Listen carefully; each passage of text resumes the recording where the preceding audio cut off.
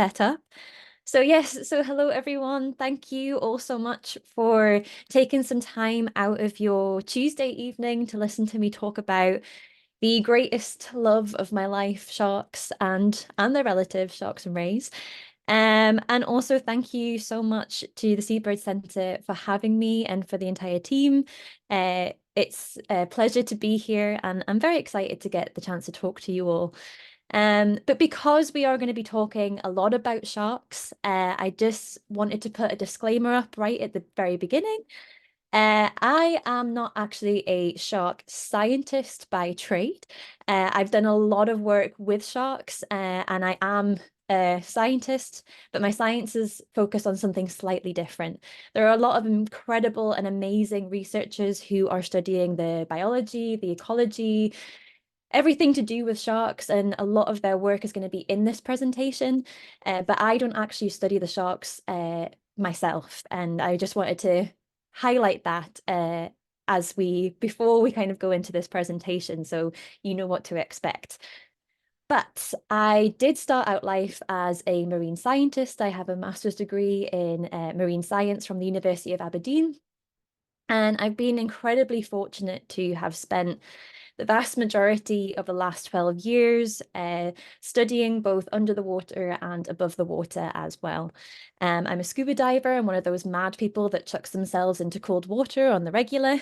And I used to study the movement ecology of minke whales. So for those of you, I'm sure a lot of you are familiar with minke whales, but for those of you who aren't, they are a relatively small species of whale, or small for a whale. They're around 8 to 10 meters in length. And they're quite common all around UK coastlines. And I was mainly interested in where they were going and why. And I've since found out, since moving into the shark world, that someone who studies whales is called a blubber lover, which I think is pretty lovely and very funny as well. So I was quite happily studying marine mammals, and then I made the quite unwise decision to do a PhD. And my PhD sort of took me down a slightly different route. So while I was studying marine science and studying marine mammals and where they were going and why, I realized we were coming up against the same problems time and time again. And the root of all of those problems were our own species, humans.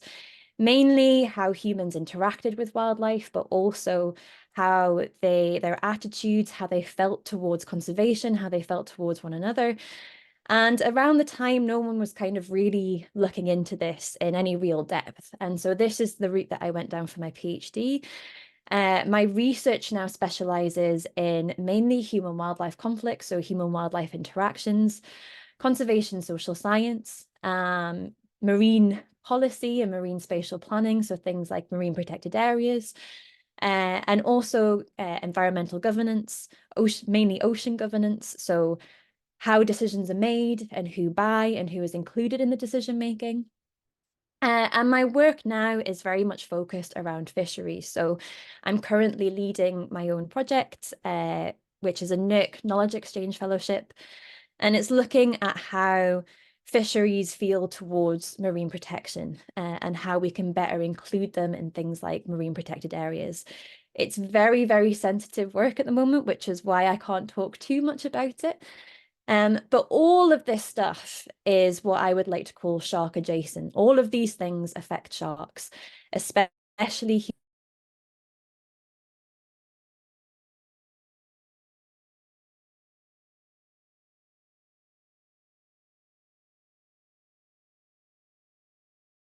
human time of my work as an active researcher. But the other part of my life is dedicated to sharks. And sharks came into my life about 6 years ago in a very big way. I was just finished my PhD. I'd worked as a consultant for the WWF and the Luke Hoffman Institute for about a year. And to put things politely, I was absolutely exhausted and a bit sick of sitting behind a desk. I'd done a lot of desk work, and I was really, really desperate to get back into the sea. And a job advert came up here in Oban on the West Coast. looking for a marine biologist and a seasonal guide for an organisation called Baskin Shark Scotland, who are based up here on the West Coast. I applied for the job, and luckily I got the job, and I spent the entire summer out on Colin Tyree, taking people in the water with these magnificent animals, the Baskin shark. And it was amazing. It was such an incredible experience. I actually then stayed on as a seasonal guide for 5 years, and I've been lucky enough to explore some of, oh, pretty much everything that the Hebrides has to offer. It's incredible wildlife, it's amazing geological formations, and help other people to experience this as well.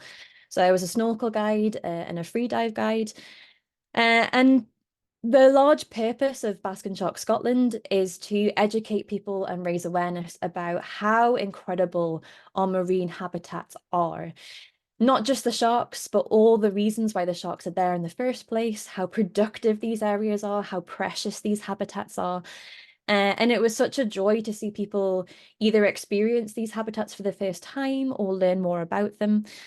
And we also had a lot of opportunity to, I feel incredibly privileged to have spent a lot of time around these incredible gentle giants, the Baskin shark, which I'll talk a little bit more about later on. We also had the opportunity to collect data on these animals. One of the problems of working with sharks is that they're very, very difficult to study. And so if you have an opportunity where you're going out every single day, you're seeing these animals in their natural environment, you can then use that opportunity to study and collect data on these animals. And so what's going on here is this is me taking a genetic sample from a Baskin shark. It's very scientific, as you'll see. Something that I've learned spending 12 years in science is that a lot of science doesn't actually look that sciencey. So this is just an extendable squeegee. And what we have on the end of that is a sterile cloth fixed onto the end of the squeegee with cable ties. So very, very technical. And what we were doing is we have very highly trained skippers. So they line up behind the back of the Baskin shark, and we lean over the bow and ever so gently kiss the dorsal fin and take a skin sample from the Baskin shark. It's actually quite unusual and quite icky if you're that way inclined, because when you pull it back, the Baskin shark is just covered in this sort of black mucus-like substance.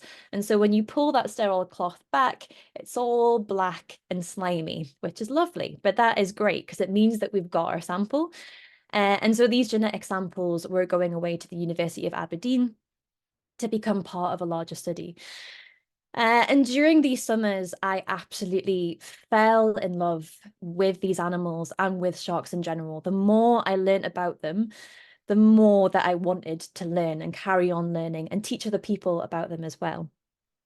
And I started to do this publicly. So I started to do a lot of videos online on social media, especially over COVID, when we couldn't get outside. There was a lot of opportunities to do online lessons for young people who were struggling with, getting into school. And this particular one was done on Lizzie Daly's YouTube channel. Lizzie Daly is a wildlife TV presenter, and she was asking scientists to come on board and talk about a topic of their choice. And so I talked about Baskin sharks. I was pretty much shark mad at this point, so mad that I decided to do this presentation in my full Cold War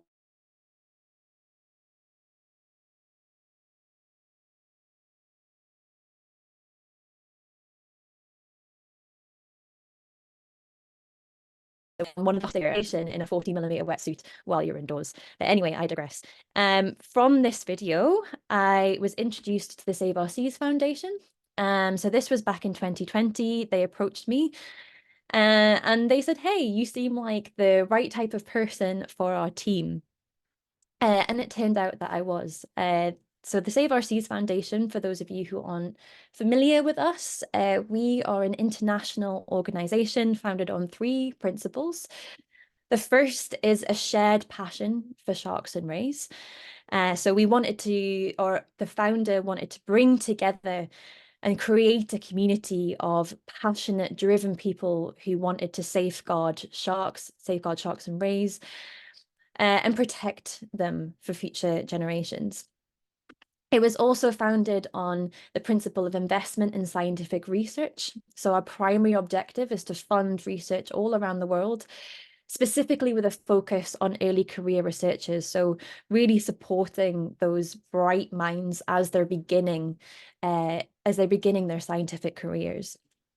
And finally, communicating this science outside of scientific publications, which is so incredibly important. It's become much more popular now. But back when the Save Our Seas Foundation was first founded in 2003, science communication kind of wasn't really a big thing. And so a huge focus of our work is communicating shark science. And we celebrated our 20th anniversary this year. And across those 2 decades, we have funded over 480 projects in 91 countries. We've worked with some incredible scientists who have discovered incredible things about sharks and rays. We've also established 3 centers around the world. We have the Daros Research Center in the Seychelles, we have the Shark Research Center in Florida, and we also have the Shark Education Center in Cape Town. And we've also done a lot in the way of science communication, as I was saying earlier. So this is primarily what my role is centered around, is science communication. I'm part of the communications team. And we do a whole bunch of things, a whole range of things. We have our website, World of Sharks, where people can play around with interactive models. They can read articles about sharks. We also create films. So this is our latest film, Older Than Trees, which was directed by the same director, the Oscar-winning director, Pippa Ehrlich, who directed My Octopus Teacher.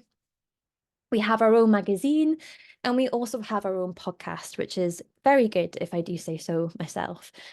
And so basically, I have half of my life focused on research and half of my life talking about sharks. And I can't imagine a more perfect mix. And the two worlds are coming together more and more and more as my career progresses. So what I wanted to talk to you about today, so that was all about kind of me and an introduction to what I do, but what am I actually going to talk about to do with sharks? And I racked my brains to think of how to structure this talk. And so I've split it into 2 parts. The first part is what I would like to call the fun part. This is where we're going to explore what sharks are, what makes them so incredible. So we're going to talk a little bit about some of their adaptations, how weird and wonderful these animals really can be. And then part 2 is the kind of not so fun part. I say not so fun, not because hopefully you're still going to be engaged by the end of this, but because we're going to talk about the threats to sharks and how much trouble they're actually in. But we are also going to have a positive spin on this talk, and we're going to talk about what is being done to help sharks. Especially in the last couple of years, there's been some very positive steps in the right direction. And so we're going to kind of talk about on a national context, so on a UK and EU context, but also on an international context, what has been done to help sharks and rays, and what more needs to be done in the future. But starting off with the basics, what is a shark? And I think a lot of us, our perceptions of what a shark is comes from Hollywood, so comes from things like this, or things like this, or definitely this. So it's amazing the impact that Jaws had on what we see as a shark. Even now, Jaws came out in the 1970s. Even now, if someone goes da da da da, it instills that kind of fear, that image of this shark with big sharp teeth going after a swimmer. And while these images aren't necessarily wrong, they are depicting a certain type of shark, a very specific type of shark. There is a lot more to sharks than this trope. And there is also a lot wrong with that stereotype, and I'll come to that a little bit later on. But if we go right down to the basics and we kind of talk about what a shark actually is, it's a term used to describe a huge diversity of species. So here we have the phylogenetic tree of fishes, or the family tree of fishes. And basically, we can split our fish into kind of two camps, if you like. We can split them into the first camp is our bony fishes. These are fish that, as the name suggests, have a bony skeleton. Again, this is a enormous group of animals with many, many, many, many different species. But if you think about your salmon, your haddock, your cod, these are all our bony fish. So those ones that have those pesky bones that get stuck in your teeth. Whereas our sharks belong to the chondrichthyes, the cartilaginous fishes. And this means that rather than have bony skeletons, they have skeleton that is entirely made out of cartilage. So if you press the tip of your nose and wiggle that around, or if you touch the top of your ear, this is what a shark skeleton is made out of. So in a very basic sense, this is what a shark is. So the chondrichthyes, again, is a large group of animals. It encompasses not only the sharks, but also the rays, skates, and chimeras.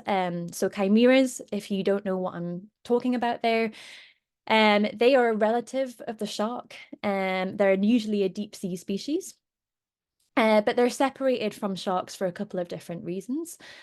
Sharks and rays belong to the subclass, so we're getting a little bit more specific here. The subclass Elasmobranchi. Elasmo just means plate, and branchi means gills.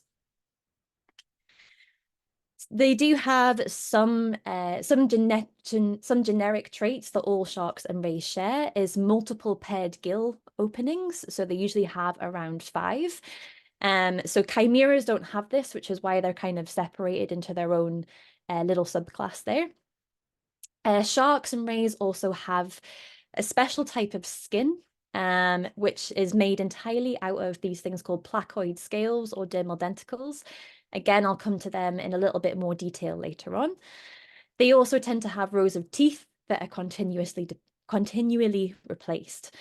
But these are kind of all general traits of the sharks and rays, and this is generally what a shark is. But when we look at sharks, they aren't just boiled down into one species or even one body type. We actually have over 538 species of shark in the world and over 1,000 species of shark and ray collectively. And they come in all shapes, all sizes, all colors, all body plans. They have all different lifestyles. For example, the largest shark in the world is the whale shark. They can reach up to 40 foot long. But rather than, be that classic predatory shark, they are actually kind of like almost giant underwater hoovers. So they filter their food out of the seawater. And they do that by swimming around and sucking water into their mouth and sieving tiny little krill out of the seawater. But we go from the largest shark in the world to sharks that can fit into the palm of your hand. This is the dwarf lantern shark. It's a deep sea species of shark, so very rare to see at the surface. And just look how cute that little face is. They are absolutely adorable. We also have sharks that are shy. So this is the puff adder shy shark. So we're led to believe that sharks are these kind of really vicious predators that seek out humans or, mindless bloody killers. And if I'm trying to change someone's perceptions of sharks, this is usually the one that I will go to. This is the puff adder shy shark. It's endemic to South Africa. And it actually curls up into a donut when it's threatened. It actively covers its eyes with its tail. And then we have sharks that look like this glorious animal. This is a wobbegong. This is a species of shark. They belong to a family of sharks called the carpet sharks, which is a real thing. They're called carpet sharks because they hang around on the sea floor. These guys, you can find them around the coast of Australia. And they lie in wait on the sea floor and wait for food to drift across their path. And then once it's drifted across them, they open their mouths, suck water in incredibly fast, suck the fish in, and then go back to just chilling on the sea floor. So sharks are this hugely diverse group of animals that have lots of different traits. And we see this diversity even in the UK. So we find around 40 different species of shark and ray on our coastlines. And we see this even in Scotland. So in Scotland, for example, I'm cheating a little bit here because I've got a skate. But one of the species that we'll find is the flapper skate. Some of you might be aware of this species. They're the largest skate species in Europe with wingspans of up to 2 to 3 meters. Enormous animals. I've had one go over my head before when I've been diving. It's like having a spaceship going over your head. And they lay these huge eggs. I've actually got one here. You can see it there. The egg cases are about the same size as your head. They are enormous. We have these skate species in Scotland. We also have this little creature. This is the spiny dogfish or spur dog, one of the only venomous species of shark in the world. They're called spur dogs because they have these venomous spines on their dorsal fin. But they're a relatively small species of shark, very common to our waters. And the venom in it isn't too bad. It's just a bit of a nasty sting. And then, of course, we have the species very close to my heart, second largest species of shark in the world, the basking shark. We're actually incredibly fortunate to be the global hotspot for basking sharks in the entire world, which I don't think we can say that for many species in Scotland.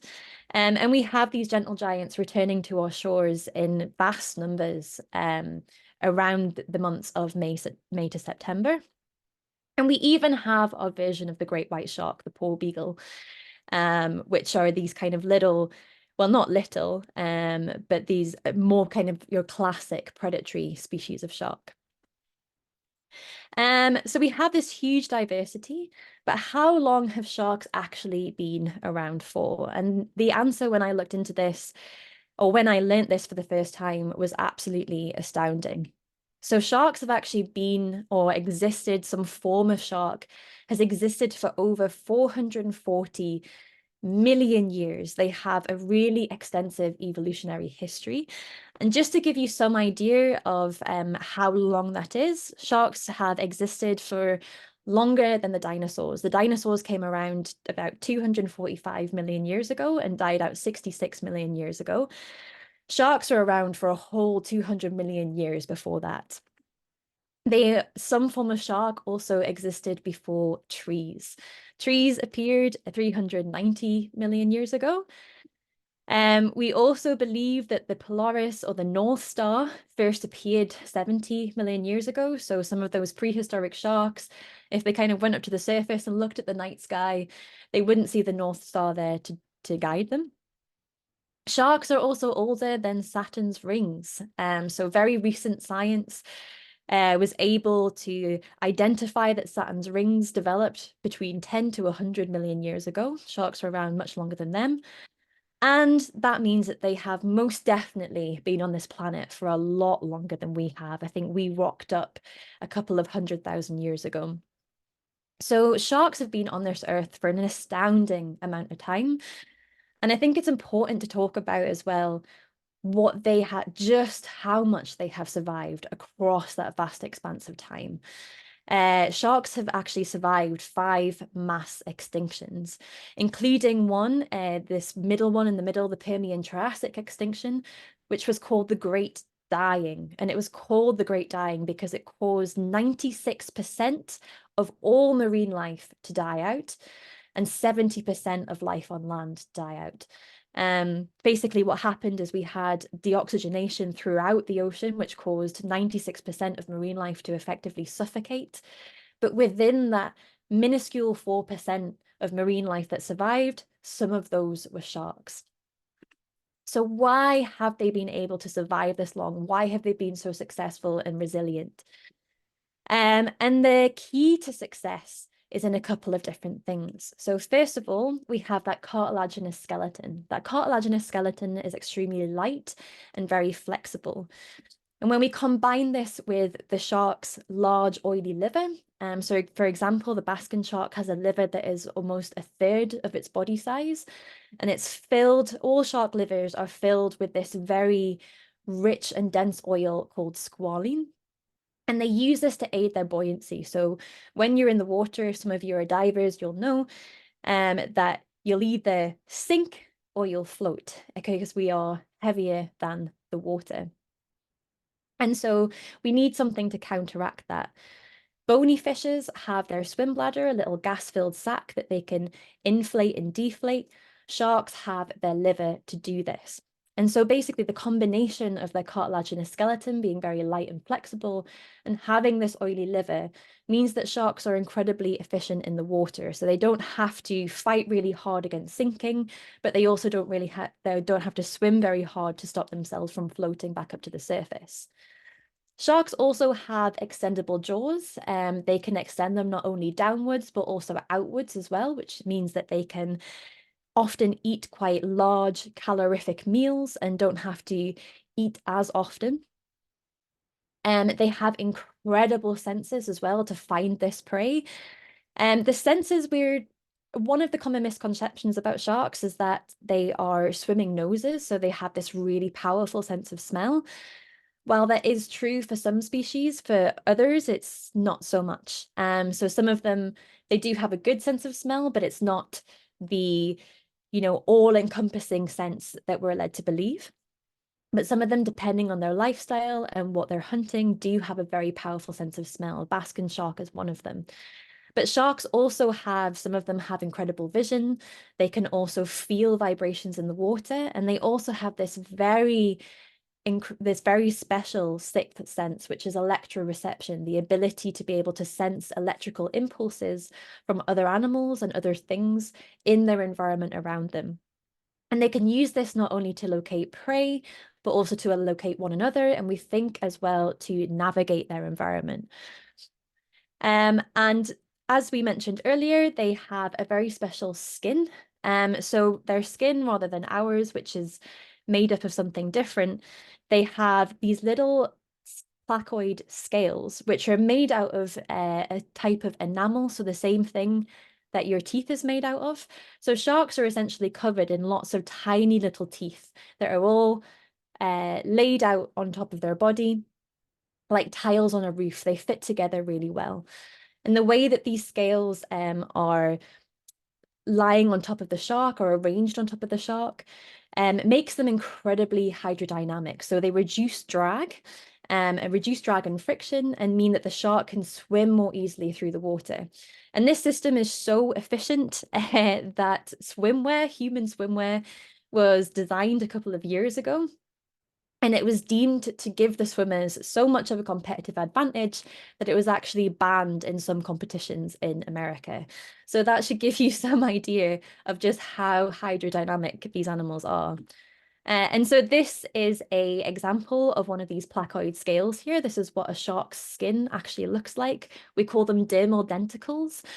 And they look different depending on which species that you're talking about, but the principle is the same. So sharks are just covered in all of these tiny scales. They're also very hard and durable as well, which helps to protect our sharks from the outside environment. But all of these things make sharks an incredibly efficient animal.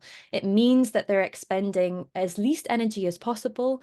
And so they're able to rest more and also occupy more niches and diversify across the world.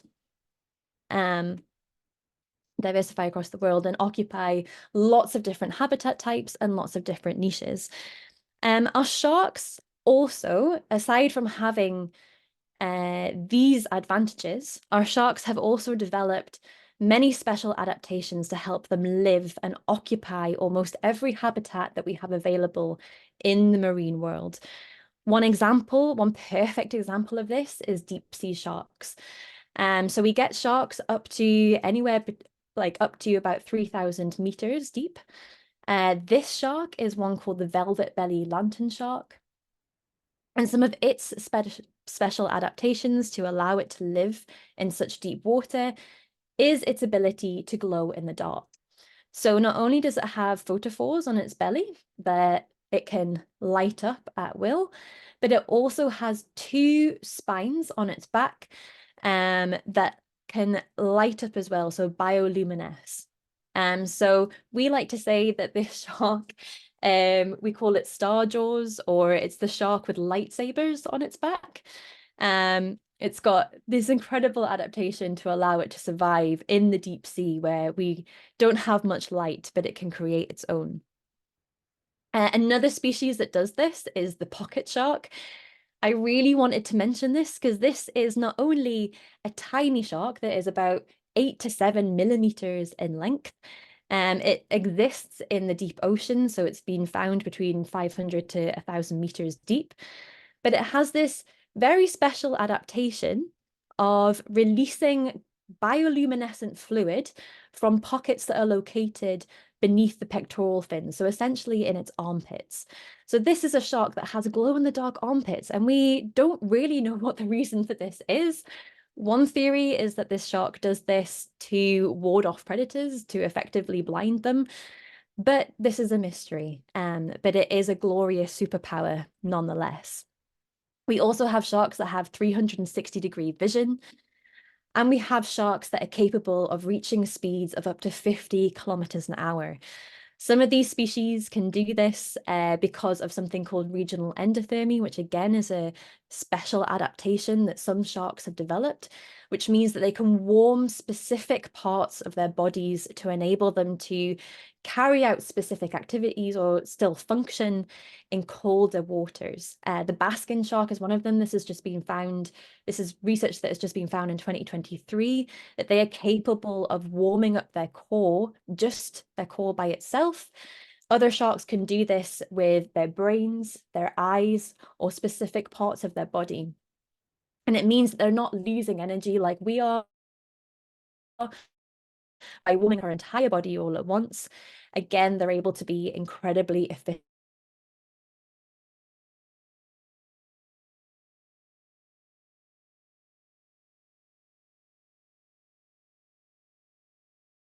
Wounds. So back in 2019, researchers that are actually based at the Save Our Seas Shark Research Centre were able to build the entire genome of the white shark, and they learned a lot about white sharks through this genetic work. And one of them is that sharks have a lot of genes that are switched on and dedicated to fast healing of wounds. So they can heal incredibly quickly. Their genome is also, or some of the genes that they have, their genome is incredibly stable. So they don't experience the same amount of genetic mutations that we do, which means that sharks aren't as susceptible to some of the diseases that occur because of genetic mutations, like certain cancers, for example. Another study was done, this one on the right-hand side, was done on whale sharks and the wound healing capabilities of whale sharks. And you can see here that not even a month has passed, and this wound has significantly decreased in size. So just adding to that theory. So sharks have all of these incredible adaptations to allow them to be part of, or allow them to occupy as many niches as possible. So we have sharks right in the deep sea up to the shallowest waters. We have sharks on coral reefs, and we have sharks in the open ocean.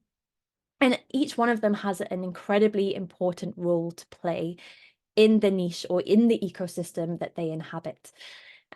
So for example, they have roles in altering the behavior of other species and altering the composition of a certain ecosystem.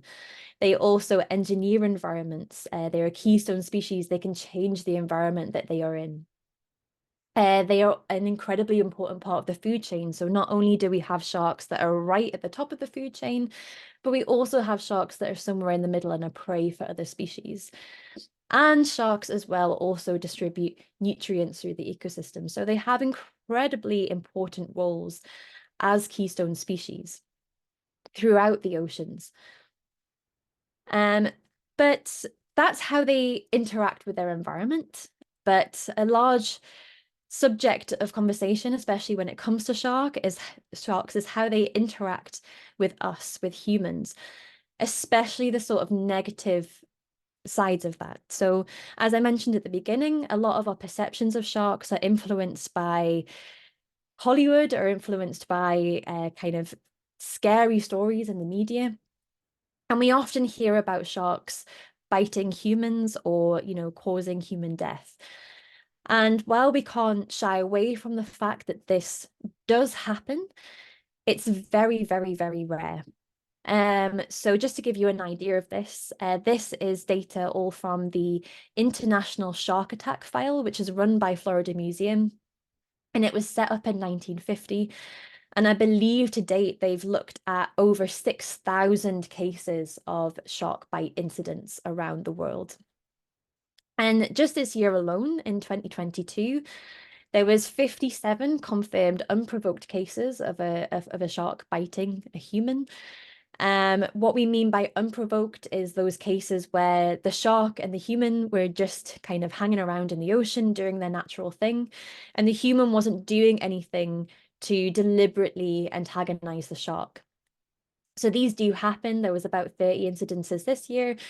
And what provoked shark bite incidents is when humans are actively putting their hand on the shark, or they might be chasing the shark, or putting it in a situation where it's going to retaliate. These are situations, unprovoked cases are situations where it's just an average, normal day, and the humans kind of aren't actually doing anything to bring on a shark bite. Of those 59 unprovoked cases, there were 9 fatalities, or rather, there were 9 fatalities across the entire year. And this is kind of on average what we're seeing. We generally see about 5 to 6 fatalities from shark bites per year, which is a very, very small figure if you think about it. Obviously, it's not a great thing to happen. We would like to avoid fatalities if we can, but it's not as many as we're led to believe. And we can kind of narrow it down to sort of 3 main species. There are a number of species that have been known to bite humans, but kind of the main culprits, if you like, are the white sharks, our tiger sharks, and our bull sharks. We call them the big 3. But with all of this in mind, the incidence of someone dying from a shark bite is still incredibly, incredibly small. So 1 in 4 million, your chance of dying from a fatal shark bite. And when we're talking about shark bite incidents, it's important to note as well that these are often completely unpreventable. So the reason why sometimes we're seeing an increase in the amount of reporting around shark bite incidents is because we are using the water more than ever before. There's more swimmers in the water, there's more divers in the water, there's more chances of us coming into contact with sharks. And 99% of the time, they don't result in a negative interaction. The reasons why they do are very many and complex. They're a combination of biological factors, environmental factors, socioeconomic factors. So, what is the environment doing? What is the human doing at the same time? But again, the moral of the story is the chances of this happening are very, very, very small. However, that is not how it's portrayed in the media. The problem is that when a shark bite incident does occur, the media picks it up and kind of runs with it. And we start to see a lot of the same stories, a lot of fearful language used, a lot of scaremongering. And then it means that because these stories sell newspapers, whenever there is a story about a shark, it's kind of portrayed in this way, using this very negative language, which isn't really reflective of what is actually happening on the ground. But when we flip that on its head and we look at human shark interactions from the shark's perspective, we can see that the balance is tipped way more in the other way.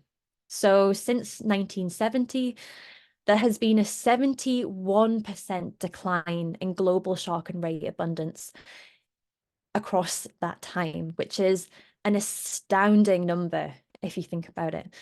So when we talked about the numbers of shark species that are usually involved in shark bite incidents, if you think about this, this is 71% of all sharks and rays across the world.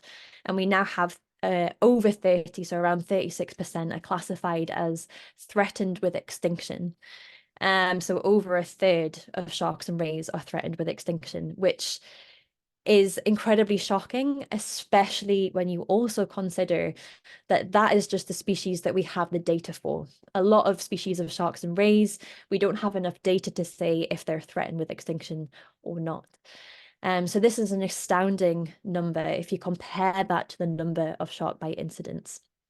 We kill hundreds of millions of sharks a year, whereas we only experience around 5 to 10 fatalities a year. So why are sharks in so much trouble? Well, there's a number of different reasons for this. However, the primary reason, the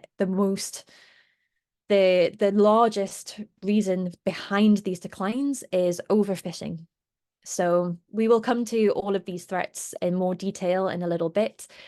But overfishing is the primary reason, the primary threat to sharks and rays across the world. And overfishing, this problem is compounding the other threats that I'm about to talk about, so making these worse. So we also have sharks experiencing threats from habitat loss, climate change, persecution due to negative human perceptions, and also human-wildlife conflicts, so those incidences where humans and sharks are coming into contact with one another. So just to break them down, we're going to kind of go into overfishing first as the primary threat to sharks. So for 69 of the over 500 species that we have, overfishing has been identified as the only threat to their survival. Overfishing refers to situations where the animals are removed faster from the ocean than they can replace themselves through reproduction. And sharks are fished both directly. Sharks are fished directly for a few different reasons. They're fished for their meat, for their fins, for their skin, and also for the liver, the oil in that big old liver that they have. They're fished for a number of different products, and these products are traded internationally. But a large number of sharks are also caught as bycatch, so caught accidentally in non-target fisheries. And overfishing is such a big problem for sharks. The reason they're so susceptible to it is because they are generally, as a group of animals, they are slow to reproduce. So that means that they not only take a long time to reach sexual maturity, but they also have very long gestation periods, so how long they are pregnant for. And some sharks also have break periods in between their mating seasons. So this is just using a very extreme example, but we have the Greenland shark here, which is the world's longest living vertebrate. The Greenland shark, we know, reaches sexual maturity at around 150 years old. And we know Greenland sharks are capable of living for centuries. So around 500 years is kind of like the maximum lifespan that we think these animals can have. So that's a very extreme case. But also to go back to the spiny dogfish, so that little shark that I showed you earlier that exists in Scotland, they take around 24 months to give birth to their young. So they have a really long gestation period. So sharks and rays in general are very slow to reproduce, which makes them very vulnerable to exploitation because it means it's highly unlikely that they can replenish their populations as fast as we are removing them from the ecosystem. This obviously depends between different species. But the blue shark, which is one of the fastest producing species of shark, is still threatened by overfishing because of that fact. We also have a serious lack of species-specific data. So we know in general that sharks are slow to reproduce, but for a large number of species, we don't actually know their life history traits or key aspects of their biology. And so we can't use this to inform sustainable fisheries management. We don't know what it would take for that fishery to be sustainable. And lastly, a lot of shark fishing actually occurs in the high seas. So this is areas of our ocean that is not covered by jurisdictional boundaries. So anything beyond the 12 nautical miles of a country's coastline. And so we do get a lot of illegal, unreported, and unregulated, or IUU fishing, which means that there's a lot of activity out there happening that we actually don't know about, which makes it very difficult to track what's happening with certain species, especially because a lot of species of shark undertake huge migrations and are often found in the open ocean, in that high seas area. It's very difficult to police and enforce regulations and rules. I often get asked, do we fish sharks in the UK?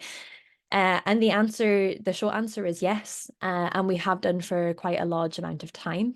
Because we are one of the global hotspots for basking sharks, basking shark fisheries used to be very common around the coastlines of Scotland and Ireland in particular. We were fishing basking sharks mainly for that enormous oily liver that we have. Back in the day, squalene was a very prized product simply because it could be used to burn oil lamps and things like that. But it often surprises people to learn that the last basking shark fishery closed in Scotland in 1995, so relatively recently. Basking sharks are now a protected species in UK waters. They're also protected by CITES, the Convention on International Trade in Endangered Species, which will come up again a bit later on in this talk. But we did historically used to fish this species as well. We also do eat shark as well in this country. So we often look towards mainly South Asia when we think about the trade in shark products, mainly because of things like shark fin soup, and the idea that those countries eat a lot of shark related products. But a lot of people are unaware that we do eat shark here as well. So this again, the spur dog has come up, the spiny dogfish. And a study was done in 20 so fish shops. And you'll often see products on the menu that are kind of labeled as some sort of like generic fish. So it's sometimes called rock salmon or huss or flake. That might be on the menu. And the study that was done in 2019 from the University of Exeter found that an astonishing amount, so at least 90% of this kind of mystery fish meat could be traced back to the spiny dogfish. So it's quite, I think a lot of people would be quite surprised to know that they're actually eating shark when they see that in the shops. But there you go. But the spur dog's quite an interesting one. So they've been actually managed as a prohibited species in the UK and the EU since around 2018. And this was in response to fears about their survival, again, because of overfishing. We were fishing them too fast for them to be able to replenish themselves through reproduction. But as of last year, there was evidence of the stock recovering, because obviously of this sort of them being a prohibited species, their populations were allowed to recover. And the fisheries reopened as of the 1st of April in 2023. So fishermen on the UK coastline are allowed to fish spur dog again.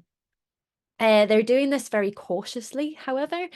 So they're operating on the precautionary principle, which means that they have specific quotas and catch limits that they have to adhere to. But the government has also withheld 25% of that quota, just as a precautionary measure, which they're going to review in the future. So only fishermen can still only fish 75% of that quota. So we do have shark fisheries in Scotland and in England. But the most important thing to talk about here is that any fishery should be managed effectively and sustainably. And these fisheries should, I'm just going to have to move my head there so I can see. These fisheries should obviously operate at a level that can continue indefinitely.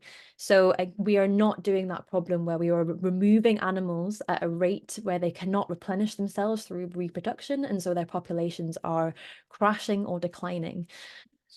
To do this, we need fisheries management that will be informed by science and by the most recently available science as well.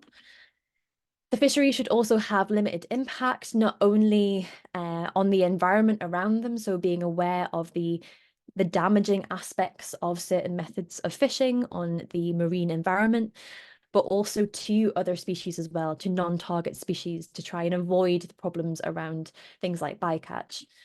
And they should also be fully traceable. So we should be able to trace the fish that we're getting, or the shark, the shark meat that we get at the fisheries, right back to where it came from. We shouldn't be looking at things like rock salmon in the fish and chip shop and wondering where that came from. We do also, it should be noted here that as well as some sort of commercial fisheries, we also have quite a large recreational angling community as well in the UK.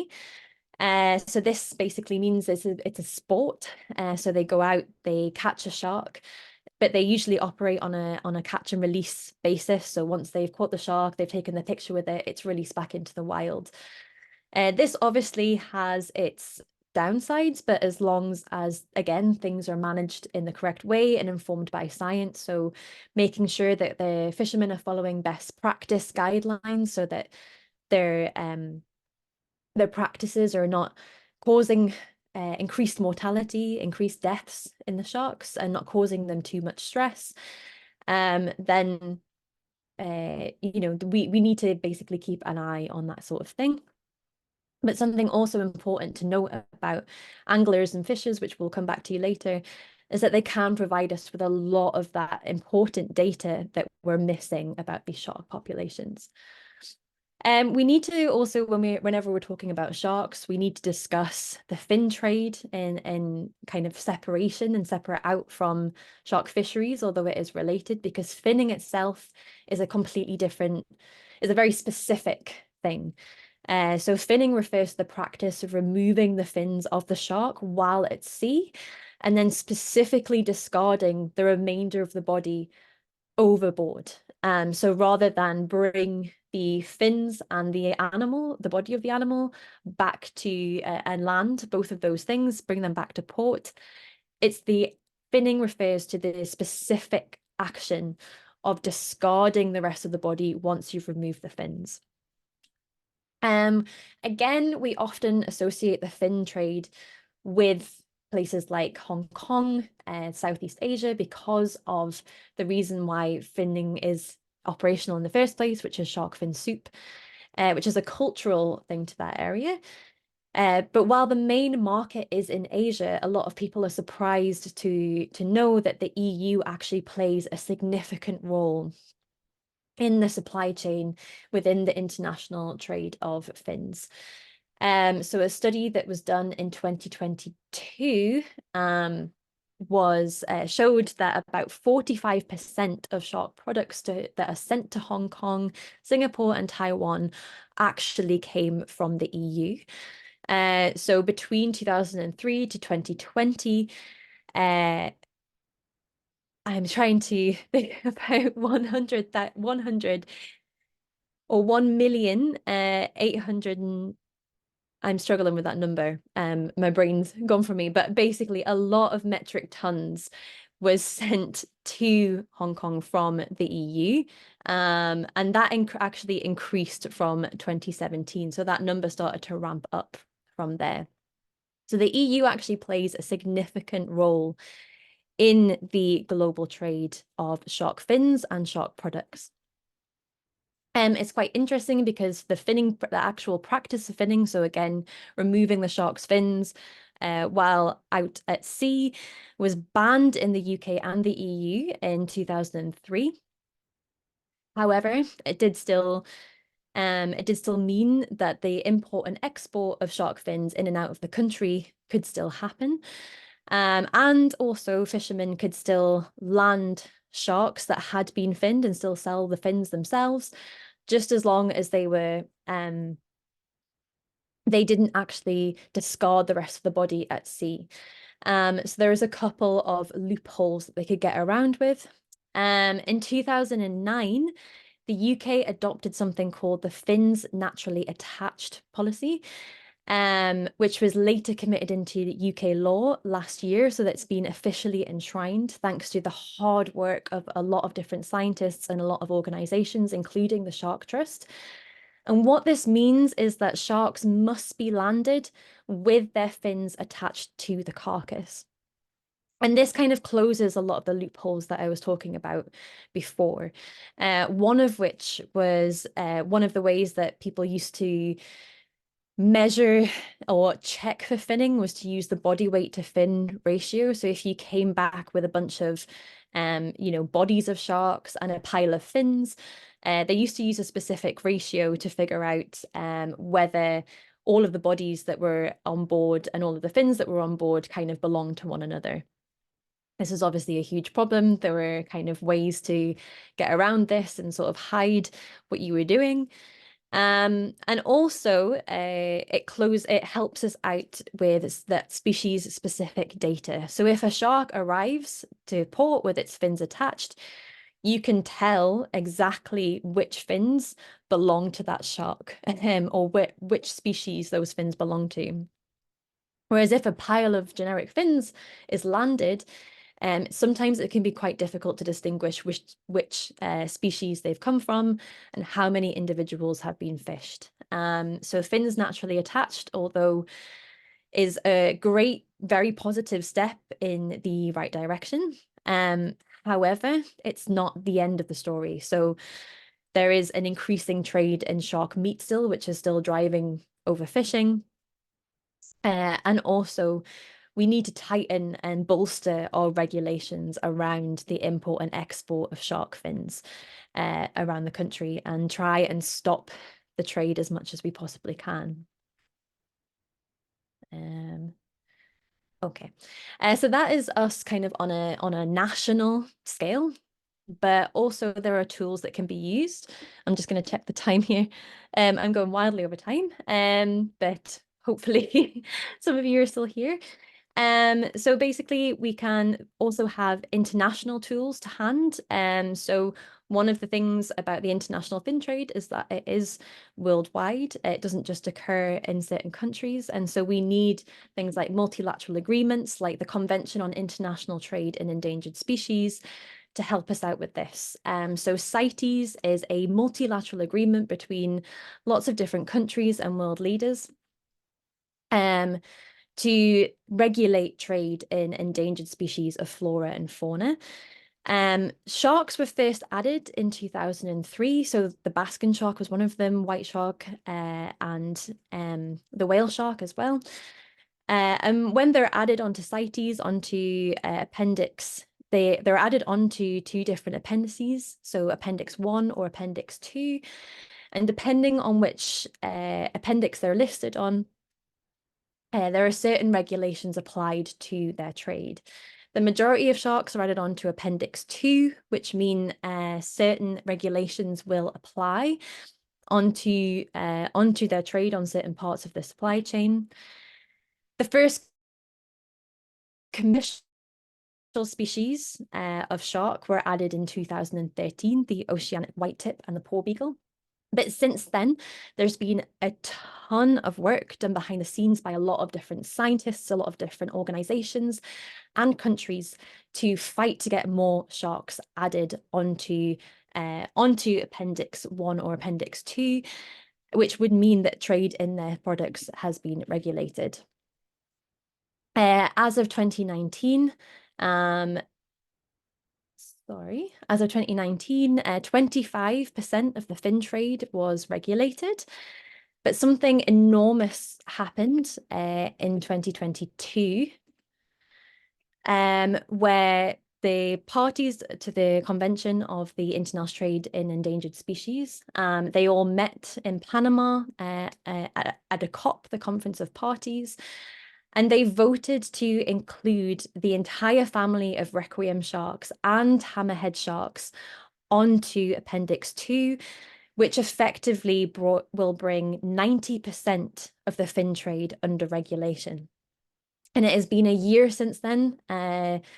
There's been many people across the world working very hard to get the right tools and resources in place to be able to enforce and implement this. But it is a huge step in the right direction to tackling the fin trade. It now means that when fins are landed, it's going to be much, much easier to tell whether they come from a CITES listed species or not, because 90% of the species within the fin trade are CITES listed, which means that that regulation will now be much easier. So we've kind of talked about the fisheries, we talked about overfishing, we've talked about the fin trade, and just going to briefly go over some of the other threats to sharks that I mentioned earlier. So overfishing is the primary threat, but there are other threats that are apparent, one of which is habitat loss. So we're seeing losses in key sites for sharks, so things like nursery habitats, feeding sites, breeding sites.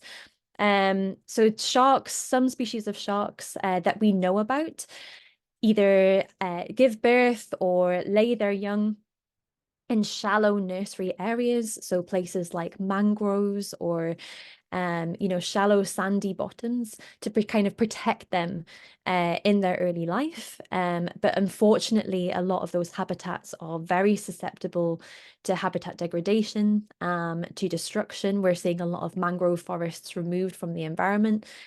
We also get a lot of reef sharks hanging around on coral reefs. We're seeing a lot of those very important habitats lost. And for a lot of sharks, we don't actually know where these sites are. So we're losing them at an astonishing rate, and we don't even know that they might be important to a certain species, to a certain part of their life. Climate change as well. Climate change is a factor that's affecting all species, all marine life.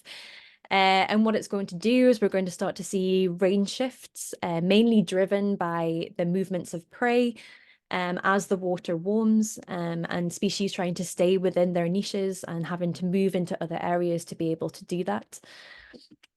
So for example, this is just a diagram that's demonstrating the movement of plankton at the moment around the UK. And this is a specific type of plankton that basking sharks feed on. So Calanus heglolandicus. We're seeing a northward shift in the distribution of plankton, which obviously means that the animal that feeds on it, the basking shark, is also going to be moving with that species.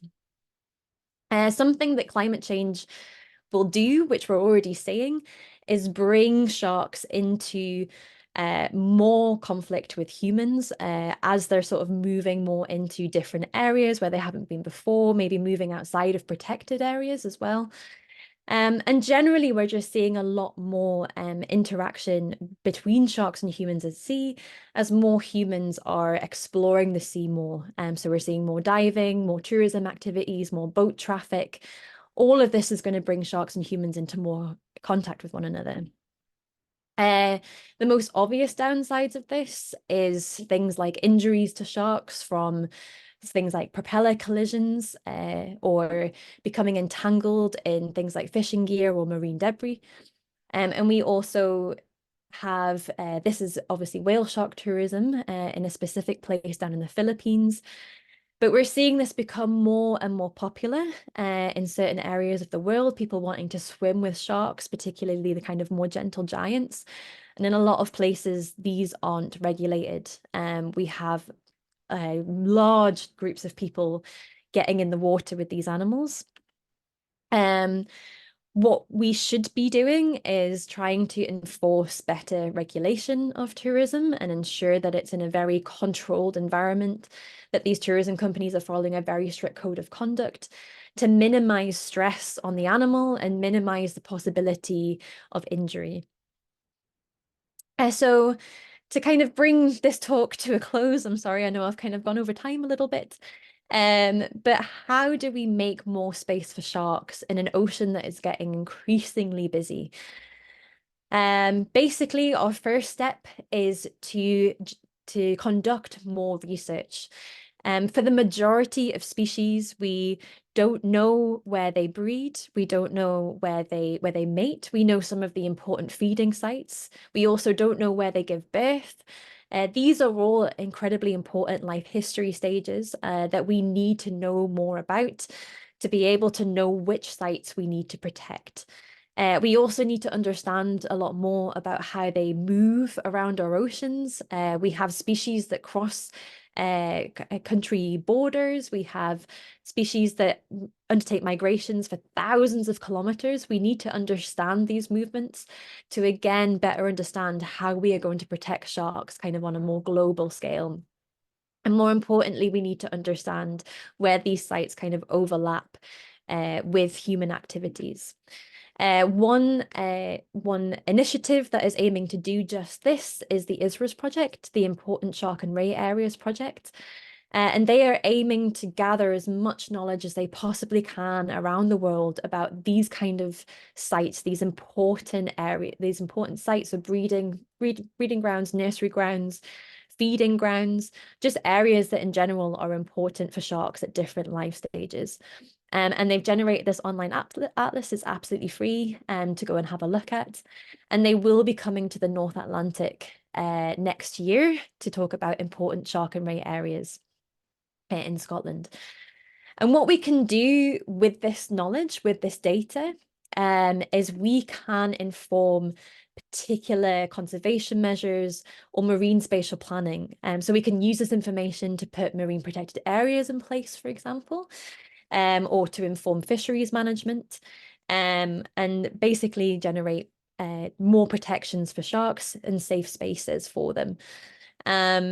It's important to note here that we should use both scientific knowledge and also local ecological knowledge. So the knowledge of the people that are using and being around the sea every single day. And that brings me on to my next point, which is the importance of working with stakeholders, working with anglers, foster good relationships with these marine users so that we can build trust, we can share knowledge, we can share data.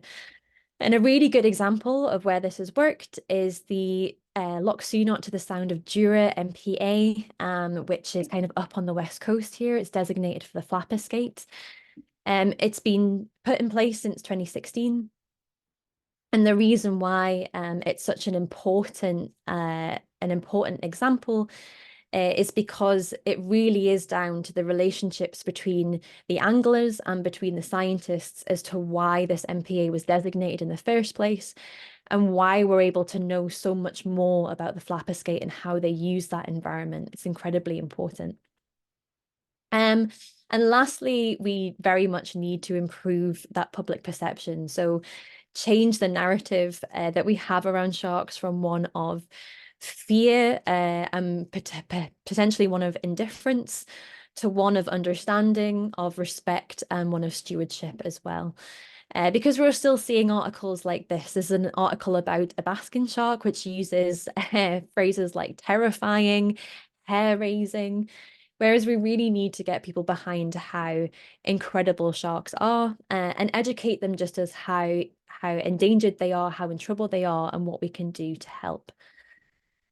And I'm not sure I have time for this, but I was just gonna, maybe if we have time at the end, I can show this a video. This is a video from the Save Our Seas Foundation, where we did an initiative called Super Sharks, where we tried to do just that I talked about earlier, which was improving perceptions and talking about how just incredible these animals really, really are and how much trouble they're in. So just as a very quick conclusion, sharks are an amazingly diverse and resilient group of animals, but they are also one of the most threatened animal groups, vertebrate groups in the world. And this is mainly down to human activity, or solely down to human activity, mainly due to overfishing. But as I hope I've covered in this talk, there are some glimmers of hope. There's a lot going on. There's a lot of passionate people around the world who are working to protect sharks. And we all have a role to play in that.